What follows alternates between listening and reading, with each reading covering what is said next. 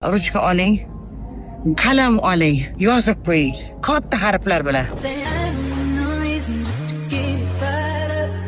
You give me that feeling when you leave me tied up. You can Yurganda bog'langan insonisi yo'q-da. Bitta yurgandam. Prezentatsiyamda bir foyda bo'lib, bir foyda bo'lmagan odamlar bor. Yonimda ishlagan odamlar bir foyda bo'lib, bir foyda bo'lmagan odamlar bor. Sababi hech kimga bog'langan joyim yo'q. Xizmatini qilgan qilsa, bo'lmasa до свидания.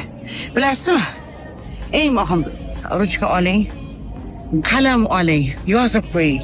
Katta harflar bilan. Ilohiy jinoyat qilamiz biz. O'zidagi yo'q hislatlar odamlarda bizni ko'zimizga yaxshi ko'rinib qolsa, halimchalik qilib, qolsa, hurmatli yaxshilarni ko'rib ko'tarishni boshlaymiz-ku.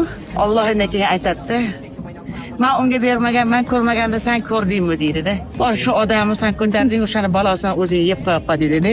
Shuni balosini, shuni problemasini biz boshimizda chekamiz-da, ko'ramiz. Alloh yuqtirmagan, Alloh bermagan xislati yo'q odamga trener bo'ladimi, shoir bo'ladimi, o'yinchi bo'ladimi, boshqa bo'ladimi? Yoningda yurib, ko'p yurib, birdan halinda qilib o'zidan yasab oladi-yu.